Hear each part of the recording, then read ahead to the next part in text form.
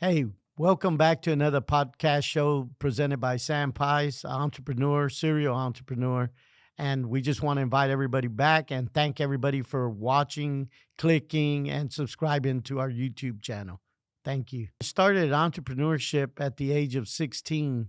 My dad or my mom and dad had a body shop at 3800 Hopper Road that they built in 1976. But prior to that, I have my book on Amazon, El Presidente, and I go thorough through the whole process of how I learned different things watching my mother and my grandmother. My grandmother had her home on one street called Bertrand, and we lived on Marianne, but the yards were catty corner. So us as grandchildren could walk through our backyard and go right into my grandmother's backyard through the fence post. There was a crack opening, and so we were able to go right into my grandmother's backyard. And I remember my grandmother like it was yesterday. Second grade, crying, kicking, didn't want to go to school, telling my mother, "Ma, I don't want to go," and bilingual Spanglish, and my mom was fluent in Spanish and spoke to us in Spanish. But anyway, I'm not wanting to go to school. And so I'm going through the backyard and I hear my grandmother feeding the chickens in the back. And so the tears came out even more because I'm the oldest grandson, oldest cousin, oldest nephew. I'm the oldest everything on my mom's side of the family. And so I'm going through there. And my grandmother right away threw the feed of the chickens down and went to me thinking I had got hurt or something was happening and came to my rescue right away. "What's wrong, mijo?" I said, "Grandma, I don't want to go to school. And my mom's making me go to school." And I can vividly see the picture of that backyard walking to the back steps of her house like every morning. I'd pass through there. My grandmother was waiting on me. And she would always sit me in the table and feed me breakfast. She always had breakfast ready for me. Of course, I'm her first grandson, so she made sure I ate. And the school was just a block away from her house, Oakwell Elementary. And so we're sitting there, and every morning she would tell me her story, her journey from Mexico, how hard it was when her husband passed away with seven kids. And so she made the journey to America. And every morning she would tell me a piece of how she got here, how she met Martita that helped her out. And she was able to stay there without even knowing the lady. She was able to stay there. And so I wrote about that part in the book because it's a sad story on my grandmother's side. And this morning was different. She asked me something that would tremendously affect my life and change me. And I'm just being in the second grade. She asked me, "Mijo." I said, "Yes, Grandma." She goes, "Would you like to be president?" "President? President of the United States?" "Yes, mijo. You could be president of the United States, but you have to go to school. You have to get good grades and you have to follow the rules and everything." And I that day tremendously changed my life and the outlook that I could be president. My grandmother said that I could be president. I believed everything my grandmother said. So went to school, and from the second grade to about the 10th grade, straight A student, excelled. You could say I was a nerd. You could say whatever you want to say, but I was attentive. I sat in front of the class, helped the teacher. And you got to understand, we come from the barrio. And the barrio is the hood. I tell a lot of people, I'm from the hood. And so, I had great parents, but, you could tell that the homes were built in the 50s. They were on blocks. Some of them were foundations. We were blessed to get a house with a concrete foundation, but there was septic tanks. So our septic tanks was always an issue on those streets, and so it was interesting to watch my grandmother and my mother deal with the sewer tanks, deal with the households. And my mother being the second oldest child of 10 children that my grandmother had. She had seven, but when she got here, she met Mr. Mondragon, married him, and had three more children. But watching those two ladies sit at the table, that was my first introduction to the board of directors. Watching shareholders create ideas for the family, because you're talking about 10 kids and all of them had 6 kids. So all of a sudden now we got 60 grandchildren running around, and the Pises were the oldest children from my mom, that I was the oldest. So, her and my grandmother sat there, and they come from an entrepreneurial background where my mother's great grandfather was entrepreneurial, owned ranches, owned billiards and stores. Then her grandfather also was in business. And so her dad was an accountant for the train, the Federal Carril, which was a train service there in Mexico. So my grandfather was able to come to America back and forth through the train, and buy several different materials for my grandmother. My grandmother was a seamstress, graduated, and had all those things there, that she was able to come to America and make that a living.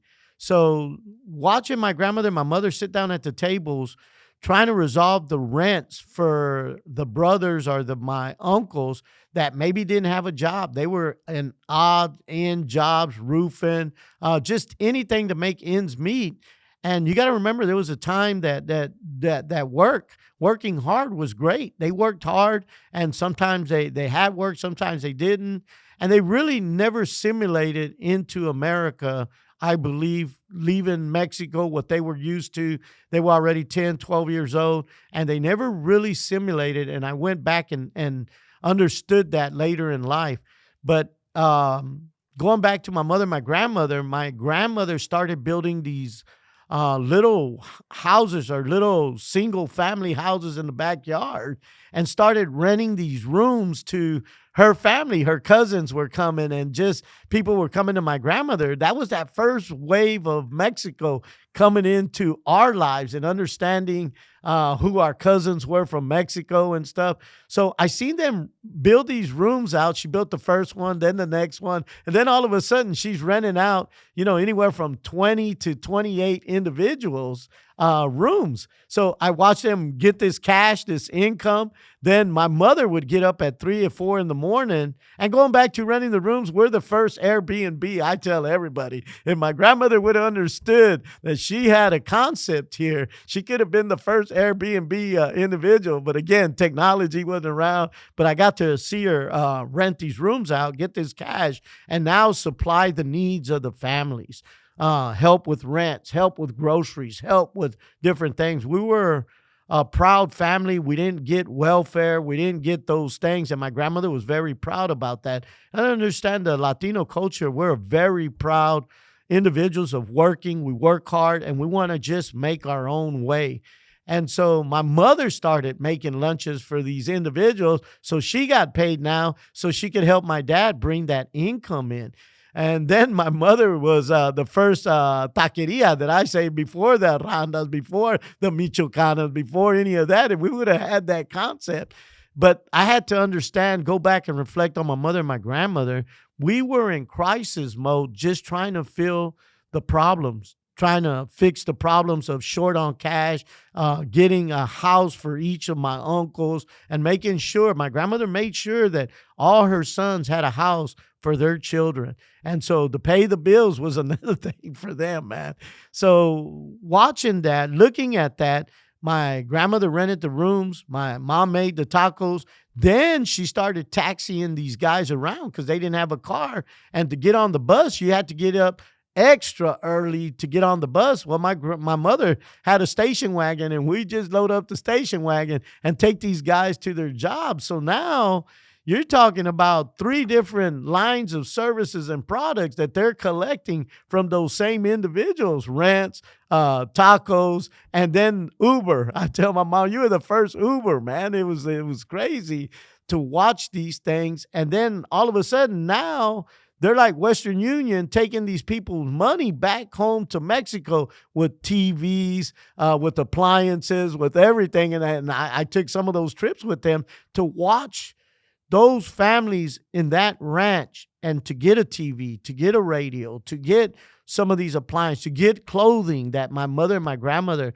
would take a trip once a month and deliver these things. The expression, the look on these faces of helping those individuals was tremendous for me to see this.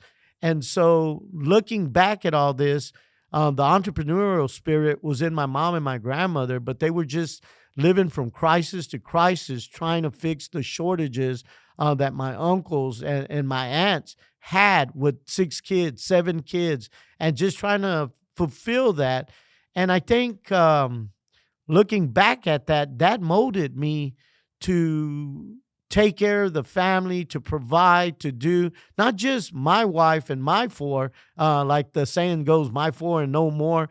I a lot of people said, Sam, we got four, but you got a village, man, and you take care of the village and you hire your family and you put them on their feet. And I say a lot of them, a lot of them talk that sometimes my grandmother, it seemed to a lot of people that she was trying to control everything. Well, she was paying for everything. So, she had some say so. She was paying. And the same thing goes for me. A lot of people say, well, you're trying to control. I'm not trying to control anything. We're in America. You can go get a job anywhere. You don't have to come to me to work.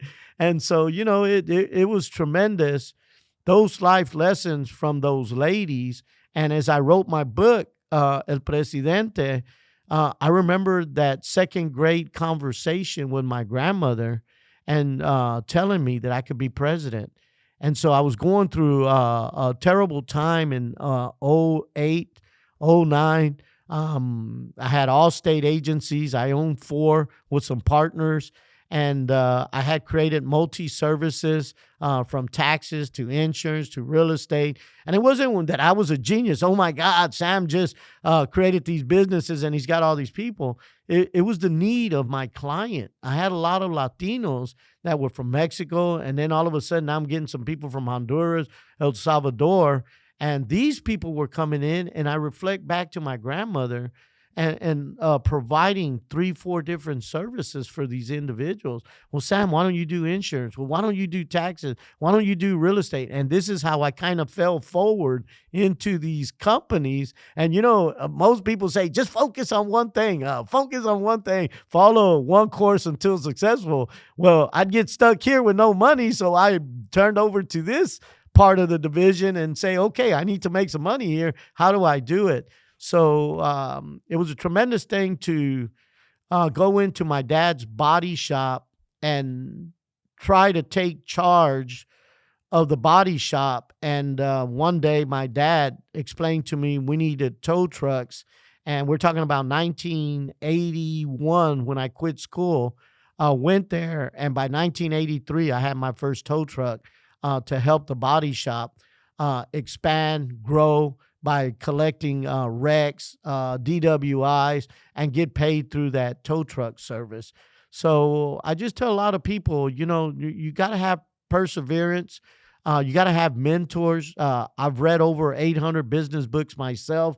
I had to change the mindset from that sit down with my mother and my grandmother of working hard to make a lot of money. Well, I made my first million at 19. So I tell people I applied those concepts, but then you owe the government $300,000. So I had to start looking and changing my mindset of what entrepreneurship is. And I started reading Robert Kiyosaki, Donald Trump, John Maxwell, Christian leader that's built several churches. So I kind of looked at the spiritual side that my grandmother was, also the moral side of things. And not that I didn't get into any trouble. I mean, you're talking about the 80s. I made $1 million. Then the oil crashed in Texas, Oklahoma, Louisiana. And you're talking hang on for life, man. So I had to scramble and figure out, okay, what would my grandmother and my mother do? And they would just start another division, just like they did with the rants, the tacos, and the Uber rides for all these clients. So that's what I did. I reinvented myself like my mother and my grandmother did. The mindset has to be right. You have to really look at the myths that you grew up in. Your parents grew up in a time that's totally different now. And so I tell people the mindset has to be ready to be an entrepreneur, to look at obstacles. So the mountain, everybody talks about the mountain of the obstacles. I look at it, okay, we got a mountain. How do we go around it? How do we go through it? How do we go over it? And so, well, there's no money. Well, we got to be creative. So I always talk about fiat. Fiat. Everybody thinks about the little car, but fiat, the definition is to create something out of nothing. So a lot of times you have to be imaginative and creative when there's no resources. I go back to my first tow truck. Um, I bought it, and well, I had my dad sign for it. We were doing work for McFern Motors, which is also in the book El Presidente. And I talk about how my dad won favor with McFern Motors. And when it came time to purchase the tow truck, he had a 1977 old tow truck there. And so, I had to weld the ears on it to put the emergency lights, and it's kind of crooked because I'm learning the weld. And so I'm building out the tow truck. Then you had to go to a record association, which was 300 rednecks that you go into, and I'm the only Latino there. But I went into the Army Reserves. I came out. Look, I served my government. So I'm Golden Gloves champion boxer. So I got a little confidence in me. But man, them guys really try to put a pin in my chest and let the air out, right? But I believe that if you're going to be an entrepreneur, if you're not creative and if you get stuck in an obstacle, you got to find people that had a few battles and maybe won a war or two. It's called mentorship. And if those mentors haven't had losses, then those aren't the guys you want.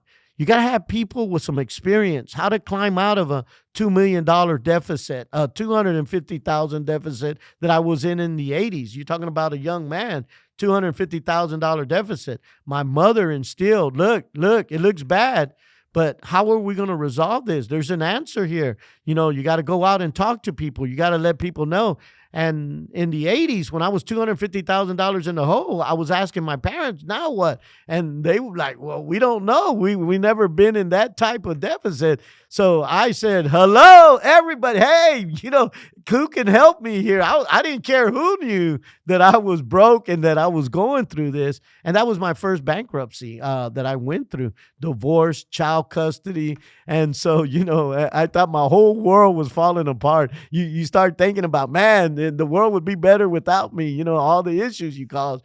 But looking back at it, I think that first failure was like the movie The Perfect Storm with Clooney, and the little boat is traveling and there's hurricanes hitting it at all sides. And this is how I was feeling like, man, I got hit from every side. Where's the eye of the storm so I can get some calmness? Where there was no eye in the storm. I was getting hit with wave after wave, 200 miles an hour, hailstorm, thunderstorm, sharks. You talk about it. The sharks were repoing my trucks. You look back at it. I look at it, man, how did I survive that?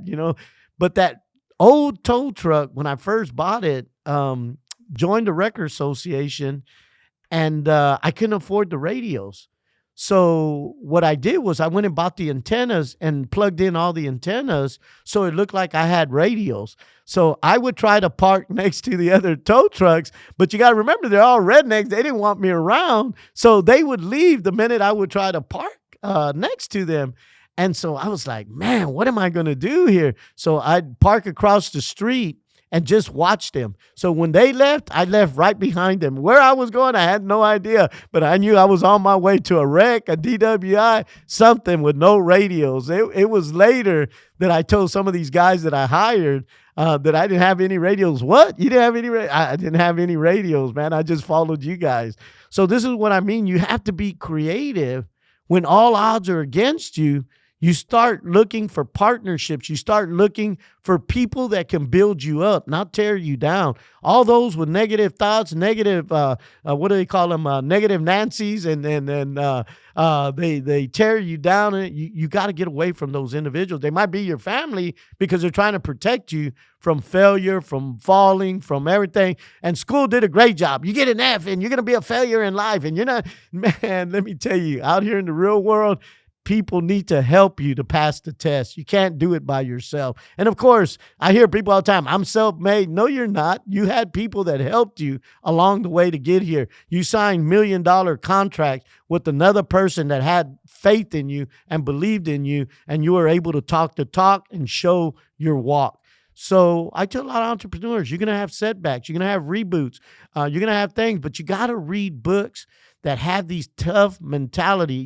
Gary V, I listen to his podcast. I listen to Cardone. I've even talked to his people, and man, that dude's an alpha. And so I learned to be an alpha. I was very timid in the beginning, but my first fight took all that out of me in the 7th grade. So, I either going to fight to take care of my brothers and my sisters. And, so I've been aggressive looking at that. And then the 300 rednecks didn't help it any. And me getting out of the military, that definitely didn't help me understand not to be so aggressive.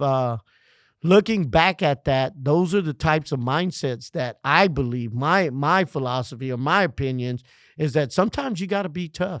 Sometimes you got to look people in the eye and stand your ground. But there's other times that, hey, I want a win-win situation here, and you can walk away.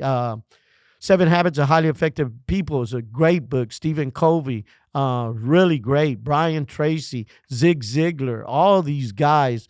Like I said, I've read about 800 business books because I want to understand why they're playing golf at 10 and I'm still busting my butt and working just as hard as those guys and trying to figure it out. But yeah, you definitely have to have a right mindset, and you got to get around those people that can encourage you, groom you, and show you the ways you need to go. In one of the instances in the 80s when I went broke, bankrupt, and trucks being repoed, thank God we were able to hold on to the shop. I tell a lot of people my garage was bigger than Bill Gates and Steve Jobs.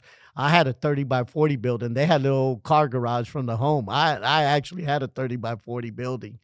And so Citizens Bank had believed in me and lent me $50,000 with my signature, and we were able to build the back part of the shop. So we made it to where 21 cars could fit in our body shop, and we had 3 body men, painters, and all those things that we had. And so going to that thought, when I went through bankruptcy, Citizens Bank told me they would never lend me another dime. And there was a loan officer, Mike Carr. I hope he's still here on earth and still living. I need to make a phone call to him. But that guy, every year I would go to him and ask him for a loan. And every year he would tell me no. Every year he told me. And finally, the last year that I went to him, my wife says, why do you keep going to this guy that keeps telling you no and that said he would never lend you another dime? I said, because the minute I break through there, the doors have opened for me. And that last year, I'm looking at it and I can see his face right now that I walked in and he goes, Sam, I'm going to give you the loan, but I don't want you to come back to the bank.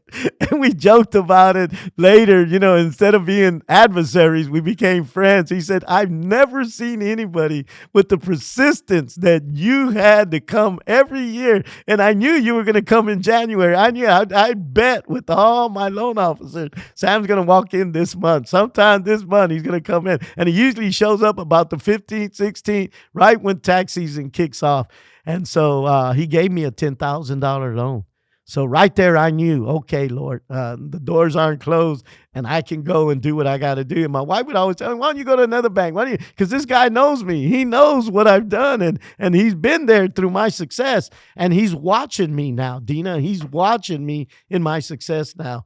So, I tell people now with reading Robert Kiyosaki, great book of the 4 quadrants, employee, self-employed, business owner, and investor.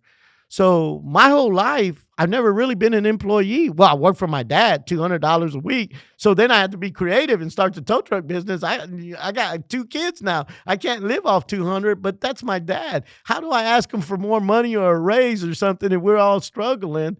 So this is where I went, okay, I'll build the tow truck business and bring in more wrecks and I should get more pay. But I got stuck in the self-employment phase where no, I can't go on vacation. I got to do everything. I got to grow the company. I got to hire. And so, I had to do everything. So if I wasn't there, the system would break. And so then I realized, man, I'm living 24/7. So you're talking about showing up at the shop at 8 in the morning, 6 o'clock, 7 o'clock, the shop would close. But now I'm driving tow truck till 1, 2 in the morning, going back to go to sleep. You're talking about 7 days a week. I didn't attend church. My church was going to work every single day. That's what my mother, my grandmother taught me. And that created that first million. But, I look back at it and look at Robert Kiyosaki's book. I got stuck in that self-employment mentality of I had to be there, I had to work, I had to do everything. I was the system, I was the process. So Sam's operating system was broke because I was growing. And so you're talking about a couple of $1 million that the body shop was making. I'm making $1 million. So I'm looking at this and why isn't everything working? Well, the same mindset that got you there has to shift and change now. You cannot keep the same mentality that you had when you started the business. So I always thought I was a business owner until a young lady says, well, I'll give you that. You're a great entrepreneur, but you're not no businessman. And I said, well, I am in business. What do you mean I'm not in business, man? Well, then I learned a businessman own systems and processes and hire managers. Man, my whole world changed, boy. I think Steve Jobs with the inventions of the Apple computer, I think he was high as a kite when he went through McDonald's and seen small fry, medium fry, large fry, and created the concept. Then Bill Gates came in and stole everything and created Windows. And so they're at war with each other. But I think looking back at that, that was one of the greatest books I read because now I can understand what mind frame or mindset individuals are at. And though, man, Robert Kiyosaki hit it right on target with that book of the employee, the self-employed, the business owner, and the investor. And they all have their different conversations. If I go to work, if I go to lunch with an employee, I can't tell them that all I want to do and make is $36,000 a year, give them 14 hours a day, and I don't want a dollar more than $36,000 a year. I don't want no bonus. I don't want no overtime. I'm going to give the company the greatest ideas. I'm going to produce everything I can to help individuals there. That employee is going to tell me, are you crazy? What's wrong with you? You need more money to buy a bigger house. Well, that's an employee mindset that you need the bonus, you need the money, because in school taught you how to work hard, how to be a great employee, not an entrepreneur. And the self-employed mindset is, how do I reduce my taxes? Man, I made too much money. Can't we reduce this? Can't we reduce that? And in the end, you're paying 15.3% in self-employment tax on a Schedule C that you could avoid it by shifting that mindset to a business owner. Now, business owners, I have the conversation. Do you know a good manager? Last night, I was at Burger King. I seen this young kid running Burger King, got in and went into work mode, man. He was a beast, man. I mean, people in line on the cars. I went inside because the car line was too long. Let me just go inside. Well, it's the same thing. But they didn't have their head there. They didn't have that manager there. And I seen that guy walk in, punch in, and went to work and knocked everybody out. I gave him my card to say, hey, I'm looking for good managers, great managers, kid, and you got it, man. So he gave my card, looked at it, and I told him I was a software owner and that I'm looking for great people that are bilingual right now to come in and help me grow and scale the company. And so I was really amazed what this young man was doing. So as a business owner, you start looking at people differently. Does he have managerial skills? Is he an employee mindset? Can he be a potential business owner in my franchise model? So in the end, it's shifting the mindsets and understanding nobody's right or wrong here. It's just how you see things and perceive things. And most people, I tell them, all you have is an opinion, great opinion, interesting view. I need to think about it for a minute. The only facts are the facts that you believe are true. And so a lot of times I'll get a pen or a piece of paper and I pick it up in the air and I tell people, if I drop this, what's going to happen? He says, well, it's going to fall. If I do it 100 times, what's going to happen? He says, it's going to fall. Jesus, keep it in the air.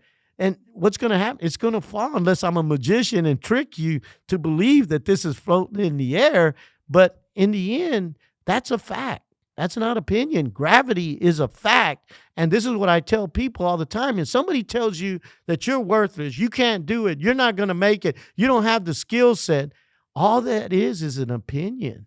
And sometimes that'll push us and motivate us to go out and do it. You might go broke proving that person wrong because you're going to have some setbacks, reboots, and everything. Because I've done it plenty of times, gone broke. Okay, I'll show you. And here I am today. So I tell a lot of people, you got to read and you got to shift your mindsets at every level. It's a different level. You know, when I first started was just changing, making changes and doing something, because the rule of insanity is you continue to do the same thing over and over. It's insanity. So I looked at my DBA life and I said, no, man, this is crazy. I'm working 40 to 80 hours a week. And so now, no, this isn't working. This isn't working. So thank God Robert Kiyosaki wrote those books. And so right now I'm really practicing being a business owner because it's all practice.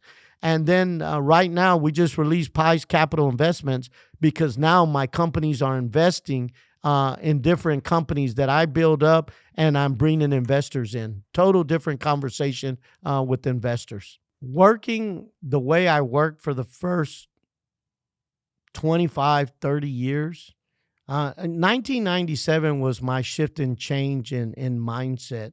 And so I guess it's been 30 years ago. So the 61 now. I started at 16 in entrepreneurship.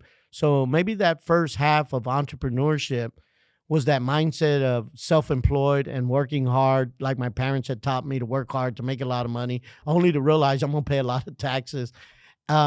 Shifting to that business owner mindset allowed me to hire managers that I can now delegate workflows to them. I can no longer take care of the clients that were coming in, starting off in business, because I have over 1,700 business owners that I already help in bookkeeping, accounting, taxes, insurance, life insurance.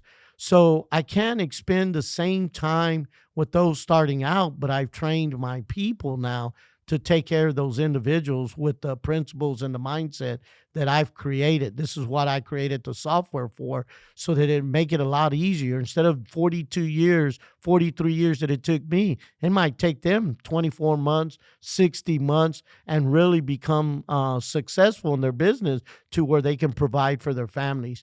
9 out of 10 businesses fail because of accounting, financial literacy. They think just being a framer or a sheetrocker is enough. No, you got to know accounting. You got to know the laws in America, because they can change at any time. You're talking about Donald Trump coming in and deporting and changing, and it's really a reset of America is what's happening right now. But being a business owner allowed me the free time now to vacation with my family. I would always tell my wife and my daughter and my kids, y'all go and I'll meet y'all on Saturday. And so, you know, I tell a lot of entrepreneurs, you know, well, I can't go. I got this client. I got to take care of him. And somebody's got to pay for the trip. And so, you know, I'd show up on Saturday. And I tell people all the time, business owner, you don't want to show up on your vacation on Saturday and see your wife at the bar drinking a drink with the scuba guy, diver. And then, you know, now you're going through divorce, because most entrepreneurs, self-employed people they're workaholics and they kill their relationships. So I've been married for 37 years, going on 38, February coming. I learned that 97, my mom was dying, and that changed my whole perception of life. And my mom woke up from that coma, thank God. And I dedicated myself to the Lord and asked him for one day with my mom. She lived another 23, 24 years. I just buried her in February 2020. But my relationship with my wife is, you know, she was 17 going on 18. We ended up living together. And, you know, I was working really hard in the business, trying to support my first 2 kids. Now I got 2 more kids. And so I'm trying to balance my life. And I just thought working more hours, working more harder, and bringing the money home was enough. No, it's not enough. You got to spend time with those that you love, because if you're saying you're doing all this for them and you're not there, then it's not really for them, it's for you. And so I tell people all the time, if you work for them and lose them and divorce and you alienate your kids, then no, no, no, that's a huge sacrifice to pay, and you'll pay for it later in life when they don't talk to you. And so, I just looking back at it, and in 97 started reading all these books and understanding what Robert Kiyosaki was saying. I started really transforming my mindset to business owner, releasing those powers to other people, and really giving them the authority to make decisions. I tell people all the time, make a decision. Right or wrong, it doesn't matter. Fail right now, that it's going to cost me 1,000, not 1,000,000. So I tell people all the time, I had a young lady cost me about 50,000 on an error she made. And she goes, I know you're going to fire me. No, I'm not. I just paid 50 grand. I want you to learn from this. Now teach other people what you just learned and what we paid. And she's still with me today. And it's just amazing to watch her grow and really take her spot in her job. But I tell people all the time, you have to balance your life in the business world. And I did a lot of damage in the business in my personal relationships. But my wife now, Dina, she knew that I had to come up. And when we got together and we finally got married, I told her, I don't need a housekeeper. I need a partner. And she's my partner in the business. And I think that has a lot of success in it, because I'd be working late hours and working, and she's there to help me. We do it together. We do it in unity. We have our pastors, our church, and that really balanced me to where I was taking Sundays off now to go to Sam's. The kids laugh all the time. Oh, y'all going to Sam's Club? And that's our Sundays, to go buy the groceries, fill the store, or we'll go have lunch and we'll come back home and go visit the grandkids and stuff. But that's our day. Lately, it's been Saturday and Sunday. I'm not having to show up at the office anymore on Saturday. So Saturday and Sunday are her days. And what I learned is I see my wife at 17 every day. I open the door for her. I take her out to the movies. Every door that I can open for her, it's amazing to watch her. And I tell her every day that I love her. So my eyesight from my wife is that I see her at 17 every day. And this is why I fell in love with her, how she spoke to me, how she talked, how she carried herself. So at 55, people started, my wife don't listen. No, you're not talking and you're closing yourself off. And so in the end, I think the relationship takes both parties, but you digest problems together. And so, I remember moving into the house we live in now. My wife was depressed for about 6 months. And I said, babe, what's wrong? She goes, we don't deserve this house. What do you mean we don't deserve this house? We come from the hood, girl. What do you mean? We got 3.5 bathrooms. We ain't got to wait in line for one bathroom. And we ain't got to scoop water out of the bathtub because of the septic tank's done. But she goes, I don't feel deserving. So a lot of people fear undeserving that good things can happen to them, and God's a good God that he provides for everybody. We just got to look in faith and believe those things. And, I'm a reader. I'm not pushing religion or anything. And in fact, religion is a lot of arguing. I believe in Christianity. I believe in Jesus. But I have a cousin gone to church all her life, and she worked for me 7 years. She worked for Chase. She did a great job. Got great pay, but her sister got ill, her older sister, my oldest cousin. She went to take care of her. After my cousin passed away, she was looking for a job. She came working for me. And I remember the bill collectors, the constables came in, and I owed about 100,000. I can't remember what it was. And my cousin goes, man, what are you going to do? Because I said, you bring the Bible? She goes, yeah, I got the Bible. We're going to pray. I said, give me that Bible. And she gave me the Bible, and I chunked it on the floor. She goes, cousin, what's wrong with you? Are you crazy? And I said, look, I've read the Bible forwards, backwards. I've been in prayer meetings. I've been in unity with you.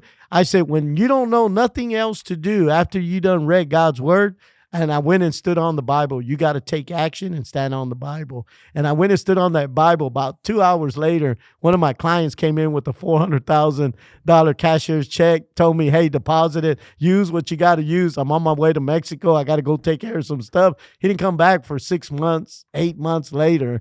And that what got me out. You know, faith, you got to have faith, but you got to take action. Faith without works is dead. So I tell people all the time, you know, I'm a believer. Hey, I see my mother come up from that coma. And so I'm a believer. And I think those things have tremendously helped me to balance my personal life, my business life, and my spiritual life. It really has. Okay, guys, that's a wrap. Thank y'all for watching. I really appreciate all y'all's support. And I want to thank everybody who's now signing up on Pies Capital Investments. We'll be talking to you again next week. We got all kinds of segments. We're talking. Please call us at 281-977-6572. If y'all want to have any more information, consultations, just give us a call at LMS Tax and Insurance.